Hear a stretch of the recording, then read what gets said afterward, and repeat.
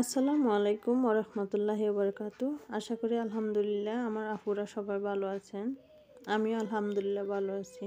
যে যেখান থেকে আমার ভিডিওটি দেখতেছেন অবশ্যই একটা লাইক দিয়ে সাবস্ক্রাইব করে পাশে থেকে যাবেন। দেখবেন কিছু মানুষকে বোঝানোর ক্ষমতা আমাদের নেই, তাই নিজে থেকে সরে যাওয়াটাই বুদ্ধিমানের কাজ প্রমাণিত হবেন। পৃথিবীতে সবচেয়ে নরম জিনিস হচ্ছে মানুষের মন। এটা ভাঙতে কোনো হাতুড়ির প্রয়োজন হয় না, শুধু মুখের কয়েকটি অবহেলিত কথাই যথেষ্ট। পৃথিবীতে সবচেয়ে আপন হলো মা। কেউ যদি অবহেলা করে, দোষ তার নয়, দোষ আপনার নিজের। কারণ আপনি নিজে তার কাছ থেকে বেশি আশা করে ফেলে। তার প্রমাণ হচ্ছে আমি নিজে। কারণ আমি সবার থেকে অনেক কিছু আশা করে ফেলি, কিন্তু পাওয়ার বেলায় কী পাই জানেন? অপমান। অপমান ছাড়া আর কিছুই পাই না। কেন জানেন? সবাইকে হঠাৎ করে বিশ্বাস করে ফেলি, সহজে বিশ্বাস করে ফেলি। আর সেই বিশ্বাস মর্যাদা সম্মান পাই অপমানটায়। তাই এখন আর কাউকে বিশ্বাস হয় না, আর বিশ্বাস করতে মনও চায় না। কারণ জীবন অনেকবার ঠকে গেছি। ঠকতে ঠকতে মানুষ শিখে।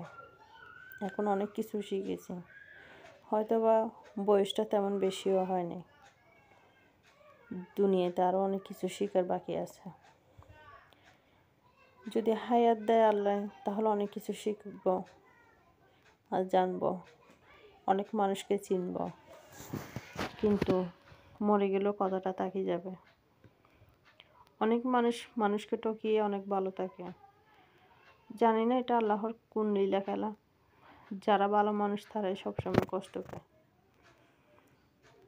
কেন এরকম হয় আমি বুঝি না। সবসময় কেন ভালো মানুষরা কষ্ট পাবে? যাক, এখানে আমি বিছানাটা গুছাই নিয়েছি।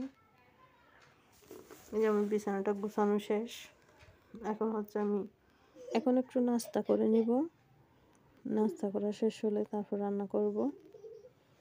তার আগে আপনাদেরকে একটু বিছানাটা দেখিয়ে দিই। এই যে আমার খাটের উপর আলনাটা রাখতে হয়, কারণ আমার জায়গা একটু ছোটো, সেই জন্য আপুরা কিছু মনে করবেন না আর কি।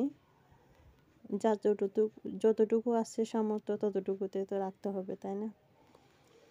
আমার রুমের জায়গাটা হচ্ছে অনেক ছোটো, তাই আমাকে এইভাবে রাখতে হয়। এখানে আপনাদেরকে একটা জিনিস দেখাই আমি। এটা হচ্ছে আমার ছোট্ট একটা মোবাইলের স্ট্যান্ড, ট্রাইপডও বলতে পারেন, যেটাই বলেন আর কি। আমি এখনও ট্রাইপড কিনি নাই, তো কেনা হয় নাই, মাত্র তো প্রথম ব্লগ শুরু করলাম, তাই আস্তে আস্তে কিনবো। আপনারা যদি কি একটু সাপোর্ট করেন আর কি। তো এটার ভিতরে দিয়ে তারপর হচ্ছে আমি ভিডিও করি। অনেক কষ্ট হয়, কষ্ট হলো কি করব। দেখি আগে একটু ভালো করে এগিয়ে যাচ্ছে নাকি। যদি দেখি যে এগিয়ে যেতে পারতেছি, তখন আর কি কিনা হবে ট্রাইপড একটা। সবাই একটু সাপোর্ট করবেন আর কি। একজন আরেকজনের পাশে থাকলে তো অবশ্যই এগিয়ে যেতে পারবো, তাই না? এখানে হচ্ছে আমি একটু করে নাস্তা করে নিলাম, নাস্তা করে চলে আসলাম রান্না করতে। একটু করে ভাজি করব আর একটু সানি বানাবো। অনেক জাল জাল খেতে ইচ্ছে করতেছিল। এই যে মরিচগুলো হচ্ছে আমি থালার ভিতরে ঢুকাই, তারপর ফুরাই যে। জানি না আমার মতো কে কে ফুরান এরকম করে। ওরকম ডাইরেক্ট ডেকচিতে দিয়ে যদি কি গরম করতে যায় অনেক সময় লাগে, হতে অনেক সময় লাগে, তখন হচ্ছে গ্যাসটা অনেক বেশি লাগে। তাই এইভাবে ডাইরেক্ট দিয়ে ফুরাই ফেলি আমি একেবারে। এই ভর্তাটা হচ্ছে অনেক মজা। যারা যারা খান আমার মতো অনেক জাল, তারাই বুঝতে পারবে কী যে মজা এটা। আমি কিন্তু অনেক মরিচ দিই, অনেক জালও খাই।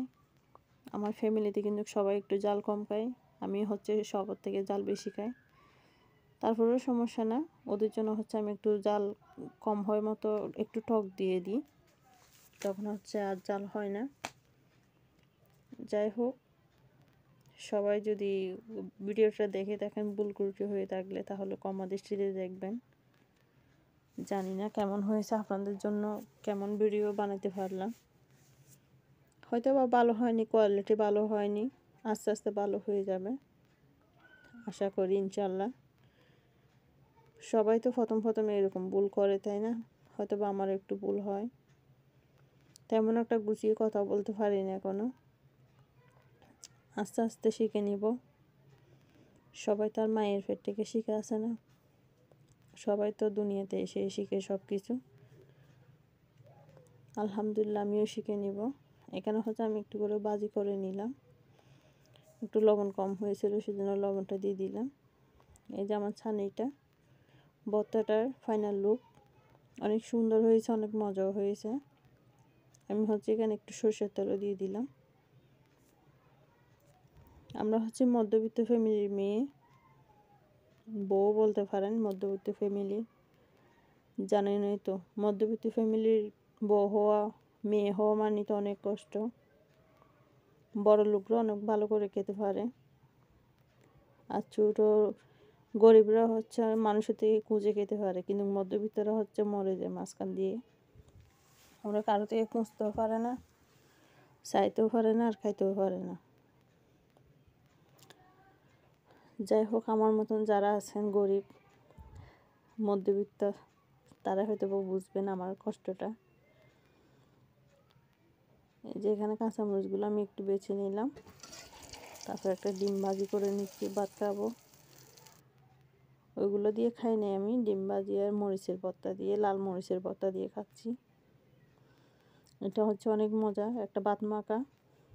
এই ভাত মাখাটা কিন্তু আমার মা আমাকে ছোটোবেলায় খাওয়া দিত, বিয়ের আগে আর কি।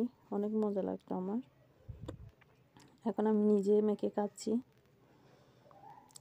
ভাত খাওয়া শেষ হলে কিন্তু আমি একটা মজার একটা ভর্তা বানাই, সে ভর্তাটা অনেক মজার হয়, আমলকির ভর্তা। কে কে আমার মতন ভর্তা পাগল আছেন অবশ্যই কমেন্ট করে জানাবেন। আর এরকম ডিম ভাজি দিয়ে কে কে আমার মতো মরিচ ভর্তা দিয়ে ভাত খান। আসসালামু আলাইকুম, সবাই ভালো থাকবেন।